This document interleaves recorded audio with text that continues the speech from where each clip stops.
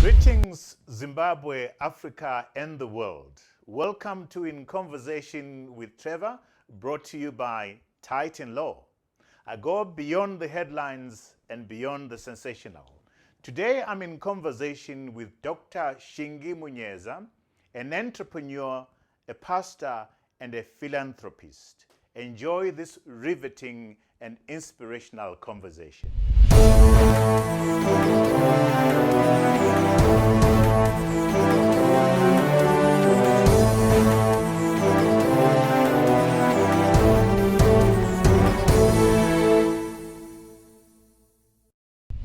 Dr. Shingi Albert Munyeza, welcome to In Conversation with Trevor. I thought I would use Albert because I've never used that name before. Welcome to In Conversation with Trevor.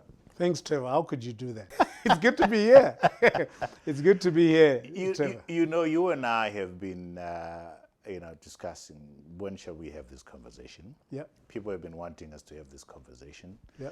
I've said to myself, you and I are very close. Yeah. You're my pastor. Yeah, and I'm your friend You are too. my mentor. You're my friend. Yeah, I'm You're your brother my too. accountability partner. You're my brother. How do we do this? But I think we found a way of doing it, eh? Yeah, I'm happy that you put me to the tail end of 2020 so that at least we could pick up the pieces. And there's a lot of pieces to pick up. Indeed. You are my, like I said, you're my pastor, you're my accountability partner. But you and I don't always agree. Sure. You and I have fought a number of times before. We should share the number of times we've agreed and the number of times we've disagreed and fought and walked away from each other. Trevor, I guess not all of them, otherwise we will not have a show. We always have fought not because of our personal issues. We fought on principle on what is good for everyone. And the one such incident was when we were going towards the elections of 2018. And we were thinking that there is need to give an alternative to what was being offered by the political parties, and that we should work together and bring about the best Zimbabweans to the show. How we went about it, the whole formation of APA, POVO. You and I, well, the full story should be known that you and I were at the back of this, and we were the backbone in all these conversations that were going on. But we differed because you took a position that I differed from, and I took a position that you differed from. And didn't we fight, Trevor? The only thing we didn't do, we didn't block each other off. We didn't block each other off. And we left us to simmer a bit, but you were more gracious than I was. It lasted what? It lasted over a year. It lasted over a year. Yeah. And we sent emissaries in between us. And we, one emissary that you sent said to me, the pastor says, Trevor Kandi Tuka man. But I don't remember doing that. So Kandi Tuka.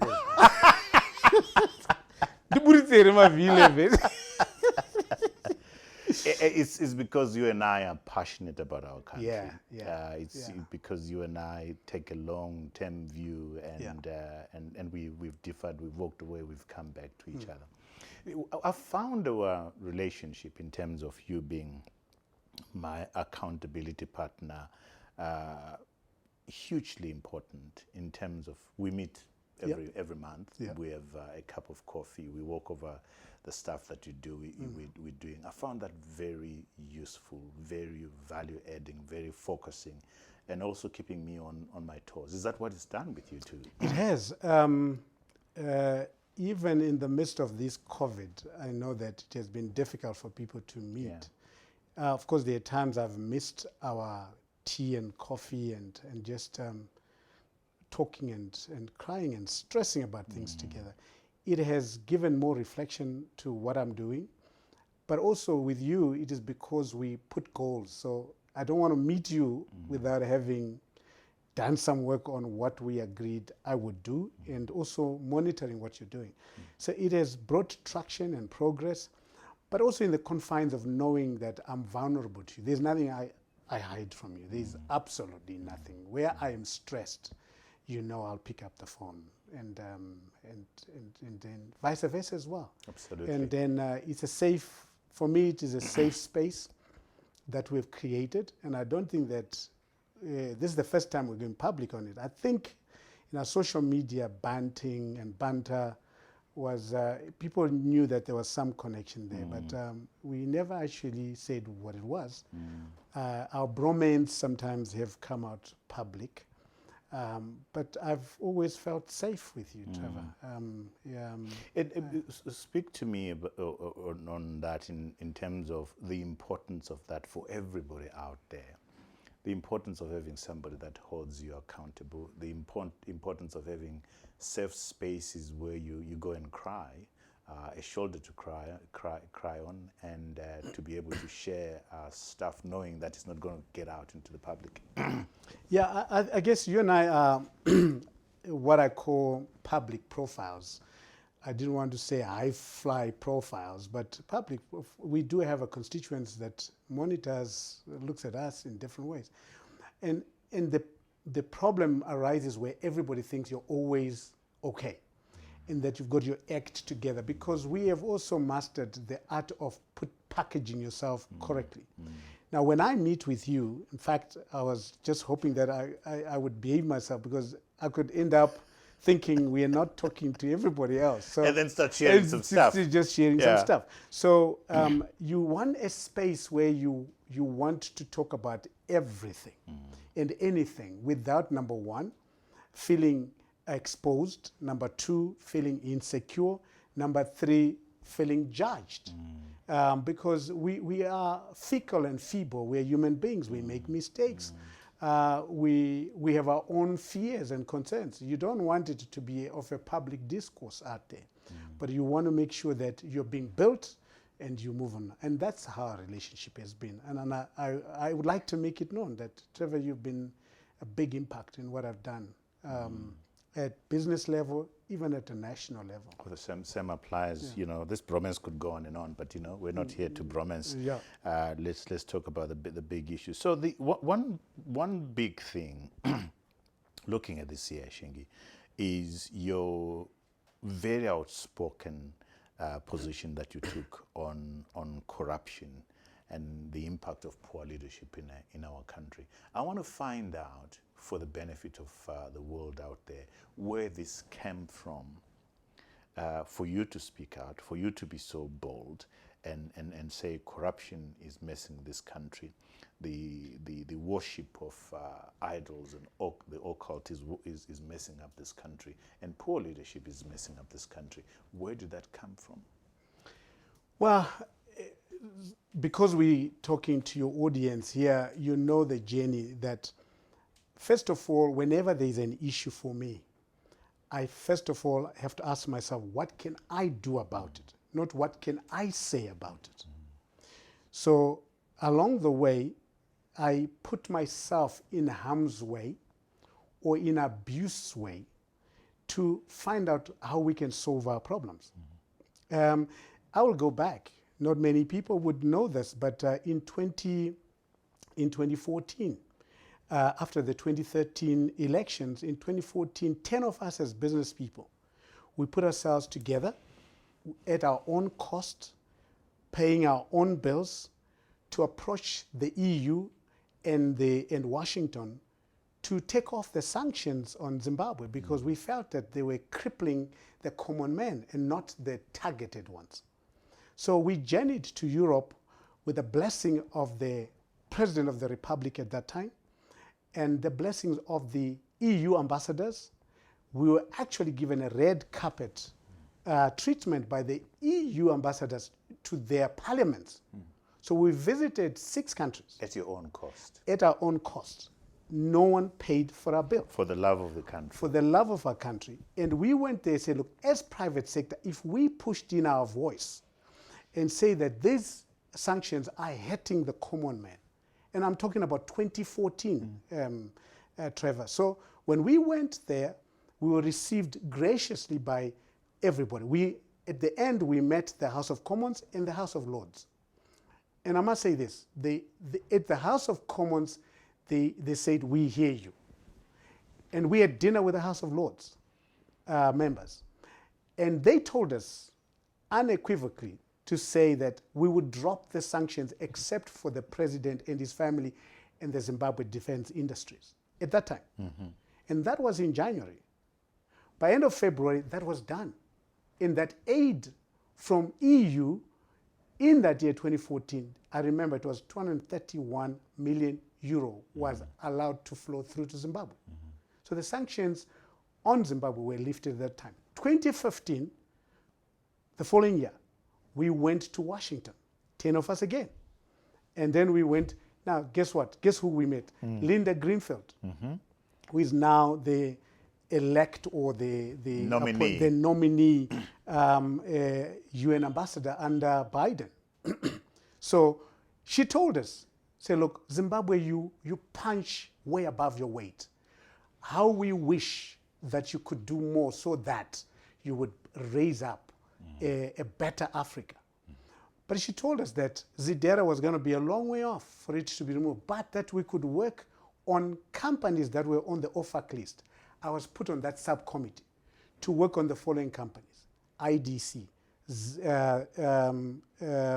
Agribank, and ZB Bank.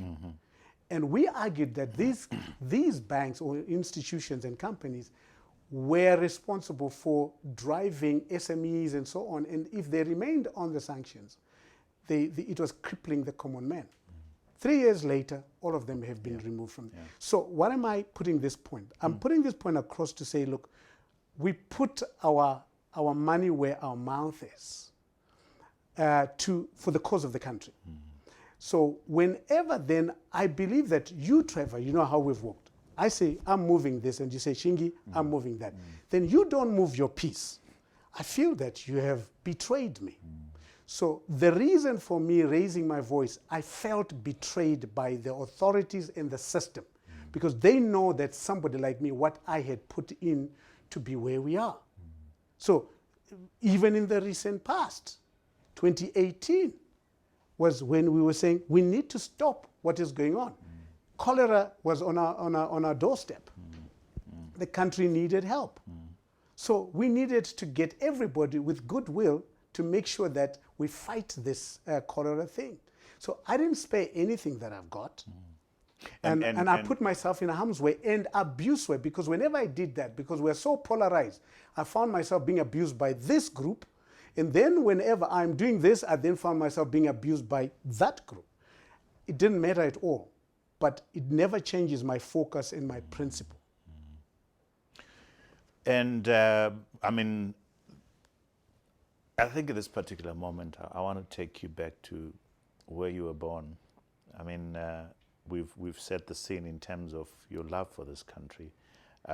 You were born September 17th, 1966, and your dad has a very big name. He's late now, Jackson Munyeza. Share with us, Shingi, if you may, the principles that this big man imparted to you that are part of those principles that you hold so dearly as you're growing up.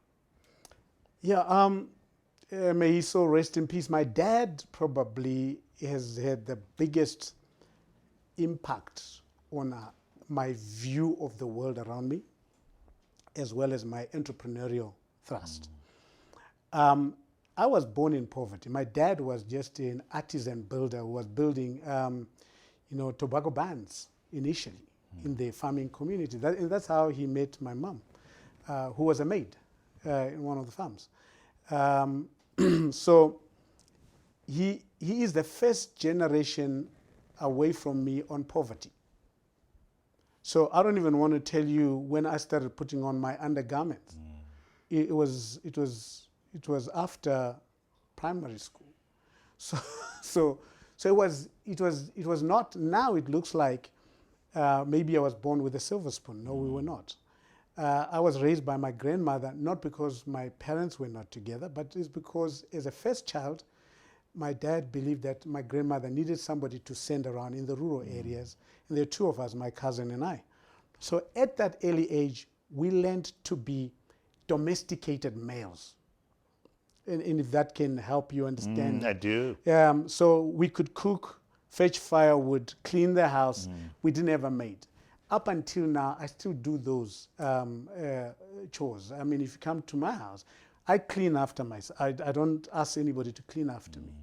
And so those are some of the things that I learned. And my dad was also like that. He was very disciplined man. Some of it I didn't like it, but now I cherish it. Now you look back and say, thank God. I wish he had done a bit more on me. And on mom's side? My mom's side is the heart. My mom she's still alive. She's the loving one. She's the mother hen. She brought everybody. During the war, I remember we were in Highfields at that time. We were easy on that house, 20 of us, and we were sleeping all over the place, outside, inside, because people were running away from the war. But my mom has that big heart. So in terms of anything that looks loving, it comes from my mom. Anything that looks like, let's go and tackle the world, that comes from my dad. And your, you know, it's interesting, when I started reading about you last week, I thought I knew you. I deceived you all along. But the more I started reading, the more I found that your story needs to be told, which is why I thought we should sit together. You are a chartered accountant. You have done some advertising. You've gone into tourism. You are now in your new season in your life, and we'll focus on that new season where what you're doing right now. But talk to me about your getting into EY, being trained as a chartered accountant as quickly as you can, and then getting into the advertising industry and experimenting there. I'll be pushing you on things that I want to come out of you. But let's talk in the first instance about the journey with EY and what the lessons from there. Well, getting into EY was a mistake. It was actually a chance. I chanced it and I got in during those days. I had done maths, physics, and chemistry at A-levels. So I wanted to do mechanical engineering. But I didn't qualify. I didn't have enough points, though. So I just decided, let me just apply and get into accounting. And when I got admitted, so I started accounting. But it wasn't really my passion for that. In fact, the personnel manager at that time said, well, you're getting into this, but we don't think you will last. And I felt actually offended because I thought, how could you judge me? And I think I'm good. So I did my degree, I did my articles, and so on and so forth. And fast forward, I moved to COCOM before it was listed to be part of the listing team. So we listed COCOM from being a cooperative to a now public company, but now they've delisted. When we did that, after I'd done that, there was nothing more I could do in accounting and finance. So I decided I wanted to go into marketing. So the MD says, okay, I actually took a salary drop because of what I wanted to do. I mean, it sounds very funny at that time. And my wife was expecting of our daughter. And how could you be so careless? Take a salary dip, and then we've got a baby coming on our way. But I had to do it. So you left Qualcomm? No, at Qualcomm, I started my marketing. Okay, right. And then when I was there, I was pushed to Seminary Advertising to be part of the executive. What attracted you into marketing? I guess it was I felt that temperamentally, I'm like that. So I'm not one of your behind the desk, balancing figures and always issuing reports that are kind of depressing sometimes. But I felt that I'm your front person. I'm front of house. I am a marketer. So when that happened, I felt so excited because I was actually doing what I loved. So you went to CMNA advertising agency. Which was part of Barker McCormick, Ogilvy and Mather. Right. At that time, and still is, I think. How long did you last?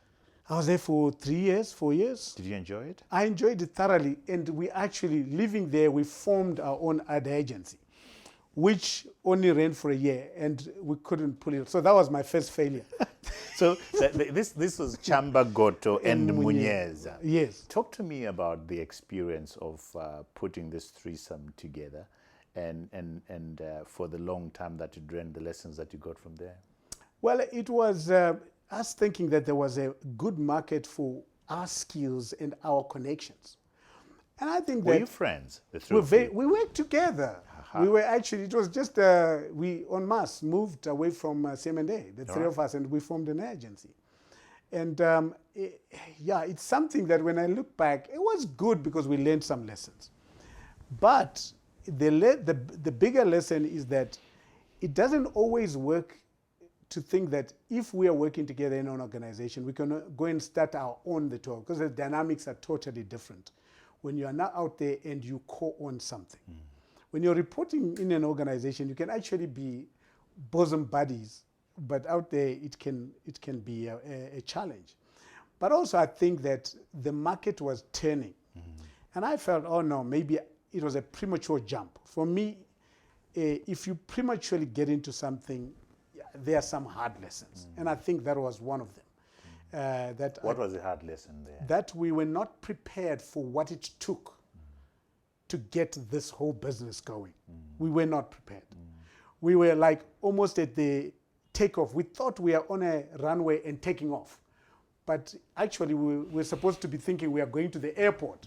What was the attraction of the idea?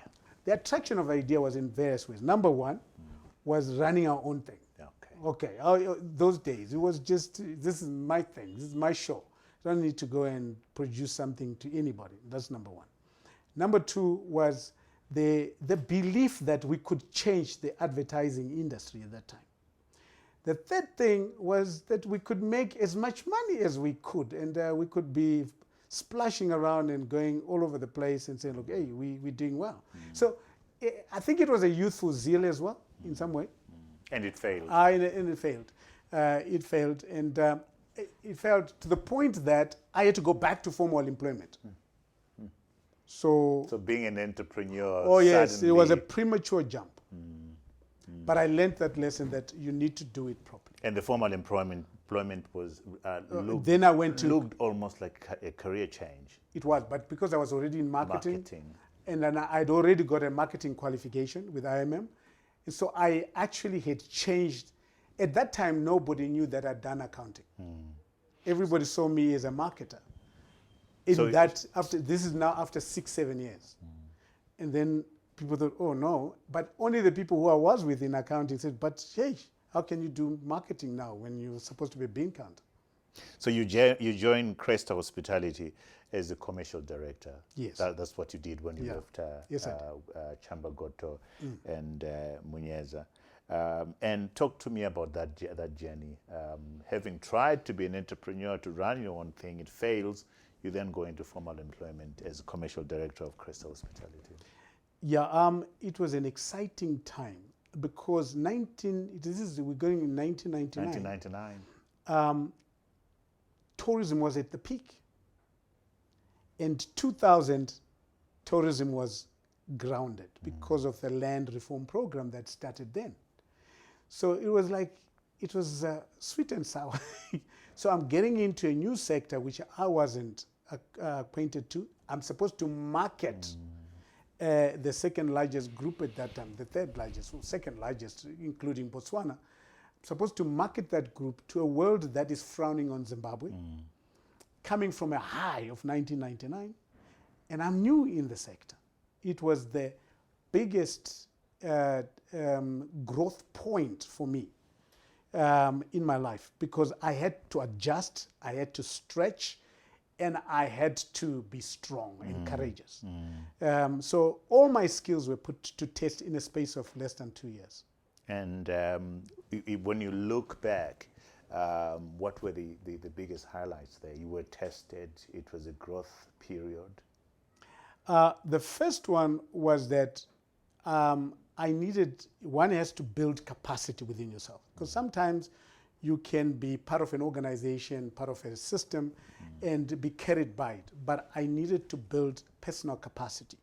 So I had to study hospitality and tourism. So that was one thing, so that I didn't always just to learn from experience on marketing.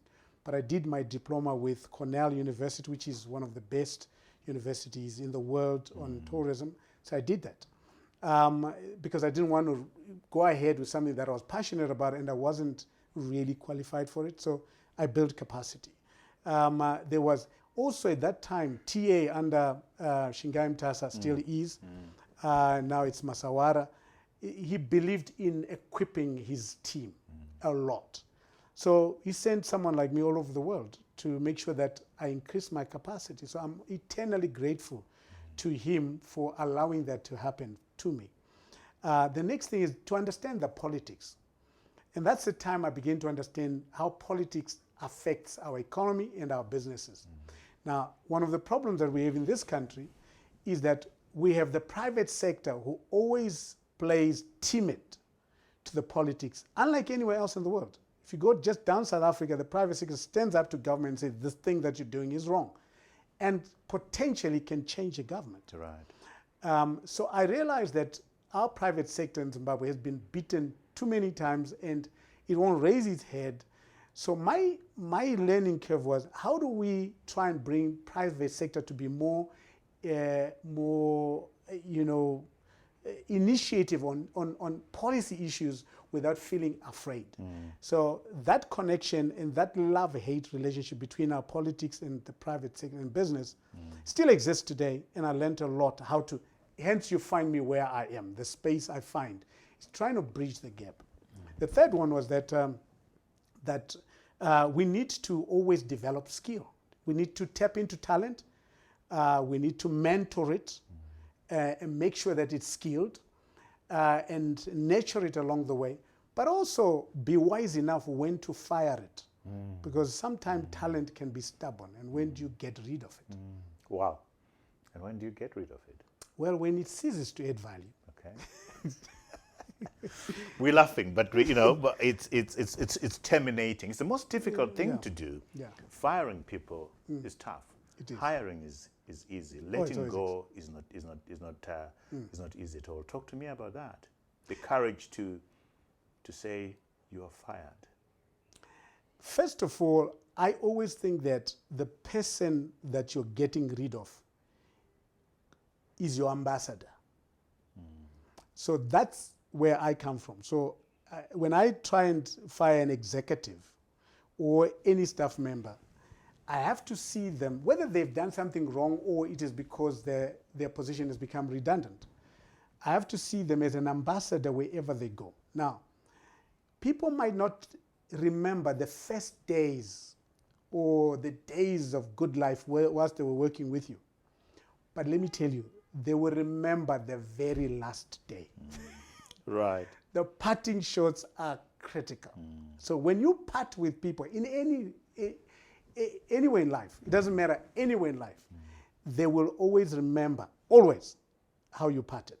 So that's number one for me. So they are my ambassadors. So I have to prepare them for where they want to go. So for example, if they say, look, if I realize that they will want another job, I will have to come up with almost a support to where they're going. Even if they've done something wrong, let's say even they've stolen, I have to find a redemptive path for them so that they have a life too. So you don't want people to leave you and their lives stop, or they feel hurt, abused, and so on. So that is the bit I've worked on over the years. And I must say that out there, yeah, there could be one or two people, but generally speaking, I still meet the people I fired. And you have a good relationship laugh, with and them. we have a good laugh. We have a good laugh about that. So yeah, that's the bit. But when you fire somebody, either they've done something wrong or they've passed their sell-by date. The shelf life is gone. If the shelf life is gone, you've got to be gracious enough to alert them that they need to reinvent themselves, create themselves, and part with them with a good handshake. If you can help them. Have you always succeeded in doing that? You know, Trevor, I'm trying to, as I talk like this, I'm trying to reflect where if there's anyone I would meet and I fired and I feel I don't want to talk to them. There isn't actually. That's a good space to be. There isn't, yeah. That's a good space to be. There isn't any. If there is, I'm sure I didn't know, but probably they gave me the impression that they're okay when they were not okay. So you then, 2002, to 2015 and beyond. You then move over to Zimbabwe Sun Limited as Group Chief Executive. You stayed there for 13 years. Talk to me about that decision to move over to Zimsun and the highlights and the lowlights of that season of your life. Well, the biggest highlight for me, it was one of my breaks in life. And I believe that all of us get some breaks or some breakthroughs. And sometimes it is when we miss that break and then that opportunity passes you and you say, oh, I should have utilized that. So that was a big break for me in that I was heading Crest at that time. We had done a due diligence on Zimsun because it was being unbundled out of Delta. But the board where I was had not wanted to buy the chunk of shares that would make it a subsidiary of Crest. So having done the work, I realized there was a potential there, and now we are not going to go there. Then I approached a good friend of mine who had accumulated 20% of Zimsun at that, and I said, look, can we work together here? And he was teasing me, and he says, no, we can work together. Where are your shares? I didn't have even one share. But long story short, the management at that time began to fight. And as the biggest player in tourism, it was affecting any tourism marketing at that time because we were also facing bad publicity out there, and we needed every tourism player to participate and push in their weight and also support the initiatives that government was doing and we were doing. Well, it didn't go any far, and I said, okay, fine, I'd like to buy your shares. Now, I didn't have the money that was required to buy those shares, but I approached 3 financial institutions for me to do a leverage buyout. But I realized if I bought 20%, I'd still be sitting out there and telling management what to do. So I needed to buy more than 26% or 25 plus 1. And then I worked with this guy to talk to management who had 18% of the shares that they sell and leave. So I buy 20 plus 18 and becomes 38. Well, it didn't get to that because the clash was racial. It was black and white. So out of the 9 executives, 5 of them who were black had 6%. The 12% was held by whites. So I approached the white management team and I said, guys, this fight is just going to destroy this business. So sell me your 12%. I will deal with my brothers after you're gone. I get 20% here, so we had to put in 32%. So it's not 38, but 32%. So they agreed. I remember a house in Highlands where I've never seen so many white executives in one room and say we agreed. So 32% was said, look, we give it to you. We negotiated the price at that time. I went back to the financial institution that I've negotiated this deal. The shares become security to you. It's a leverage buyout paid over 3 years. So, and they've agreed to resign. Right. And that the moment we do this deal, they go, I move in. So deal is done, you move in, yes, CEO, leverage buyout, you have 32% control. And then I need to restructure management. That was a huge turn in your life. It was a big one, and I think everything was behind me. God was behind me. And I remember I wasn't the only one bidding for the 20%. It was 3 other people that were there. We laugh about it today. But then when they had agreed, we had to call off the shares. But before they did that, I went to see my chairman and said, look, there's an opportunity for me, because now there was conflict. Because in principle, we had agreed, and that I had to leave Crest at that time. And my chairman was very gracious. He said, look, I'd never stand in your way. And that's where some of the things that we don't talk about, how so much grace has been around amongst ourselves, Trevor. We talk about you and me. But maybe we don't have platforms that we talk about the things we've done for each other.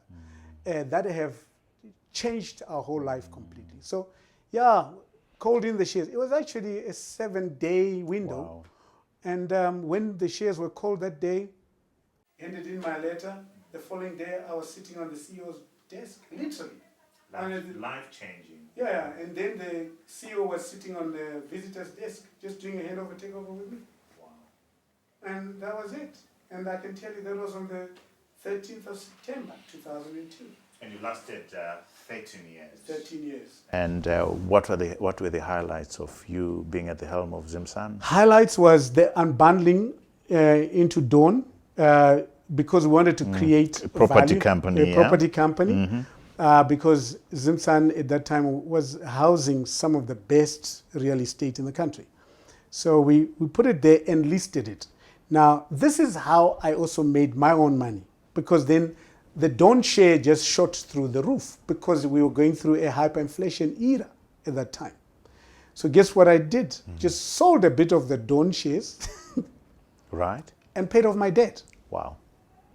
So that was it, because everything got into hyperinflation. So Zimsun shares funded, And then 32% Dawn was, it funded. was a dividend in specie. Right. So I didn't have to pay for those, because whatever share you were holding, you would be given an equivalent in Dawn.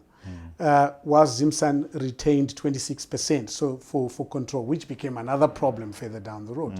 So that was another big highlight. The other big highlight was buying off the operating lease for the Grace in Rosebank, All right. which was a boutique hotel which went on to win #1 spot as the best boutique hotel in the Gauteng area, according to the world. Beautiful hotel. Beautiful hotel. It Yeah. was amazing. And yeah, it was a good. And the other highlight is the building of the Holiday Inn in Accra, Ghana, with an entrepreneur there who was based out of the US and came back to Ghana, and opening it in 2008. And in 2009, we hosted Barack Obama. The same hotel. He took over the whole hotel. That's another big highlight for me. The other highlight is managing the Obudu Mountain Resort or Cattle Ranch, which was also the retreat center for the president of Nigeria. Wow. So we would host President then, Goodluck Jonathan. So yeah, these are just strings of things. And it exposed you to the international market as far as tourism is concerned. It did. It did. And I then was awarded, for all that, I was awarded the Mover and Shaker under the Hospitality Investment Conference, Africa Mover and Shaker for 2010 as being the biggest mover and shaker in the hospitality sector in the whole of Africa. And yeah. And you do say that the Dawn transaction became problematic at the end. Was this towards your exit where you No. when was it? It was when we were trying now to revisit what was the intention. Yeah. But because African Sun then, or Zimsun, was only holding 26%, and most of us who had shares there, we had already sold, there emerged a new controlling shareholder. Okay. A new majority shareholder. They then came together with other minorities, and they said, look, we don't want the deal that was signed between Dawn and African Sun. To them, it was a sweetheart deal. But it had worked for a good 7-8 years. And Dawn had, in terms of capital appreciation, it had achieved that. But we then wanted them to go into property development, low-cost housing, shopping malls. Now, that was being resisted because they said, look, the actual return on the current investment in the hotel portfolio was not meaningful. They had a point in some cases, but it was never going to be the only thing that they'll get a return on. They were supposed Going to forward. invest in other property developments, which didn't. Then it became a corporate bun fight. It was all over. It lasted maybe 2 years. Then we all came together. We decided that it wasn't right to continue to fight because we're destroying value on both sides. Because it wasn't the thing that What did existed. this fight do to you? What experiences, what scars do you still carry around? I know you don't carry scars, but what I do have lessons? scars. You do have I scars. don't have wounds, but I do have scars. Yeah, share those. The scars I carry was that when I go into business with you, and you know me too well, Trevor, I go into a process of trusting you. Now, I'm not skeptical when I trust you. I actually trust you with everything I've got, and you know that. So that's what I did with the business partners I was working with at that time. I thought that they wouldn't turn on what we had agreed on, but some of them did. And that's felt one of the scars. Oh, what did you do? That was so. Yeah. Then I began to feel that, people initially, because there is excitement, there is common interests, there is aligned interests, there is a tendency to think that you're all trusting each other on what you're doing. But as time goes on, because I'm a long-term player, I still want to trust you in the long term, but others are short-term players. They say, look, now I've done my bit and I can go. So what it did was to always put on my own thick skin, but never to change my heart. So the problem was, do I change my heart and become a different person, or I just put on a different skin? So what it did to me is that I put on a different skin. So I'm toughened up. So I can go. So in a way, that was good. It was good, yes. It built me to be where I am now. And sometimes I'm shocked I can be very courageous and fearless. So because of this experience. That experience, yeah. But also with where my background was, where I came from. The War of Liberation, where little Mujiba's our lives were pretty much dispensable at that time. But building on that, you just feel, I'll take it on the chin and move on. Was this part of the reason why you then divested out of Zimsun? No, at that time, I was a little bit worried that tourism was too cyclical. And if I needed to make some good money, I had put my eggs in one basket, and that basket was very temperamental. So I had to find an exit strategy to diversify and invest in the future, where I felt that the returns were better and they were not too temperamental. So I went into fourth industrial revolution technologies. So we'll get into that. I want to take you to a story that I absolutely love. The story of you are a man of faith, a man of God, but a lot of people don't know how you started. That you started by carrying around guitars and the church band and so forth. Take us to your being born again and your starting your walk of faith with God. Trevor, the biggest turning moment in my life was when I got saved. At that point, though, it was in my high school. I was doing Form 4. I had gone, it was in August. There was this push in me to be so religious. I think, let me use that word, because that was the word then. I was and I was Catholic. My dad was Catholic, and all I'd seen him do was lead a parish in Highfields for a good 20 years as chairman of it, and I wanted to be a Catholic priest. I even laugh at this point in time. I wanted to be a Catholic priest. So I registered with a Dominican order, and they do induction and initiations so that you understand what you want to get yourself into after my high school. Because I was then supposed to go to a novitiate in South Africa and move on to there. So there are different orders. There's the Jesuits, there's the Dominican. I love the Dominican because they're the ones who were managing the school I was in, which is St. John's in Avondale. So it was in August, and good friends of mine said, look, we see that you really are desirous of this, but let's take you to a crusade. Which was a Reinhard Bonke crusade, it was doing fire conferences that time. And I went to Glamis Stadium. The word was preached so powerfully, I turned my heart to God. And I became born-again Christian, and the journey started. And I was discipled and led to Faith Ministries, where I was taken and discipled there. So that calling was before I was saved, because I really wanted to serve God in one way.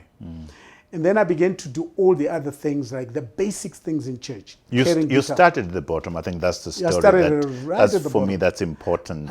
I used to walk to go and pick up the church truck, to pick up the instruments, drop them at the church, and then take them back, drop the instruments and the truck, and then hike to the flat I was staying in. So it was marvelous. I did that for a good 3-4 years. And now you're senior pastor? I'm senior pastor. You know, my journey then, I became youth pastor. And then I pastored a church in Bare, which became the largest congregation in our denomination, working with young people coming from very poor backgrounds, drug addicts and so on. Some of them have done extremely well. And then I moved to Borodale, you know, what a chalk and cheese, Mbare and then Borodale, to resuscitate a congregation that had started a few years back, and have built that congregation into what it is today, which is Borodale Community Church.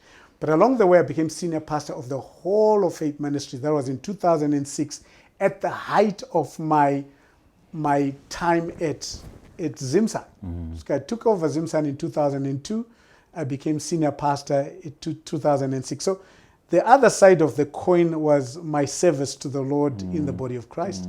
And in 2014, I became the Evangelical Fellowship of Zimbabwe president, putting together all evangelicals in the country with a population of about 4 million people. I did that for 4 years, and then I stepped down. And now I'm just a congregation pastor as we talk, and I'm your pastor. At Borodale Community Church, where you are my pastor. How is the experience, Shingi, of being a man of God, one in the marketplace, doing deals in the boardroom, having these scars in the boardroom and being betrayed by people that you trusted? Point number one. Point number two, being a man of God who has interfaced with authority and spoken truth to power. Speak to me about that experience in the first instance, how you pitch up every day as a man of God, as a Christian in the marketplace. It's a tough one. Every day, and Trevor, this is now becoming, call it a ritual exercise. But it's an experience that I do. Every day I wake up to 3 things. The first one, I wake up to model Christ. So modeling Christ is not because I am Christ, but it's Christ who lives in me. And it also means that I have to be cognizant of my own weaknesses, failures, but I also have to be very excited about my strengths and what God has called me to be. So I model Christ, and Christ is my model. I know in this generation we have men of God, the papas and, you know, the prophets, who become your model. For me, my model will always be Christ. And so at any given juncture, I will be in the Gospels, the 4 Gospels, just to clearly understand how Christ dealt with his own time and how he handled people, because Christ was always in the marketplace. He wasn't in the synagogues. He was always in the marketplace. A farmer went to sow. He's at the house of Martha and Mary. People bring in this prostitute and they were wanting to stone her. That was in the marketplace. The woman at the well. The disciples with him on a boat. He takes over Simon Peter's boat and he preaches. And all these things, and he gets onto the boat and goes over the other side. That is, his experience was always on the marketplace. Now, because of how religion unfolded over the centuries, we have now confined church to meeting on a Sunday or midweek. But my church is out there in the marketplace. So I model Christ. But I also wake up to manage, and I manage 2 things every day. I manage time, because that's the only resource I can't make. Money I can make, and I've made lots of money, Trevor. But I've also lost lots of money. But I have to wake up to manage it. And then I also, you know, make sure that it is balancing to the mission that God has called me. The third thing is I wake up to manifest. And manifestation for me is manifesting God's power, because I believe in the power of the Holy Spirit in me to break through things I can't change. For example, there are things that I've done everything, but I can't change. For example, I can't change people. I can sit here and try and convince you, but it's only God who comes through in that situation and changes you. So I believe in manifesting that power and gives me breakthroughs for what I need to do. So that's how I've managed the marketplace in a sense. So when I meet in the marketplace, and it is for business, I've realized that businesses don't go to heaven, but it is people that go to heaven. So I don't care what business you're in, but I'm more worried about you, how you're handling what you're doing. And where is your heart? And what is in it for everybody? Is there a common good, or it is just a selfish good for you? Wow. Our mentorship journey, what I'm sharing for the first time with the world is that in conversation with Trevor would not have happened without your input. I had an idea, sat down with you a couple of times during our monthly coffees and lunches. I was scared. I wanted to call it something else. You came in with ideas and insights that changed this thing. What's your recollection of the conversations we had? I remember it very clearly. It was in my office, Trevor, that time. We were both processing what we could do. And that was in 2019, I think earlier on. And you wanted to go back to your first love. And you had this whole corporate approach. And as you were speaking, Trevor, something just hit me that if you're going back to your first love, why do you want to have a corporate approach to something? And you wanted to give it another name. And I said, why not Trevor? I didn't put the conversation bit, but I said, why don't put your Trevor is the brand that is out there, and that's more personal to you. And anybody can connect with Trevor. And we both jumped at it, I think, at that time. And also we felt that it will bring, you're more excited about bringing the stories from people, but that you would be the kind of person that will allow people to be comfortable. Now that was a bit difficult, Trevor, because you're also hard hitting. Your facade out there is Trevor is a boxer, don't come into his way. But some of us have been privileged to be close to you. You and I share sentiments that we can break down very easily in terms of things that move us. And that's what you've done in the past 20 or so months. You've brought the best out of people, Trevor, and well done. Oh, I'm so excited about what you've just done. This brand has gone global. A conversation in my office where it could have been different, I think it would have still been successful. But this has hit the charts in a big way, and well done again. I think for me, undoubtedly, Shingi, this is where I become so passionate about the importance of mentoring. Because if you'd not been there as a sounding board, it took us 2 or 3 meetings for me to get the clarity through you saying, have you thought about this? Have I thought about this? This is where I really think mentoring and having an accountability partner is important. So thank you so much for that role, Shingi. Thank you. You're welcome, Trevor. And the invoice will be coming. Please do join us for part 2 of this conversation with Shingi, where we're going to go into his role in the political space as a member of the PAC, why he's not resigned whilst he's remained so critical, and his involvement behind the formation of this flag and other social and political movements in Zimbabwe. So don't stay away, do come back. Thank you.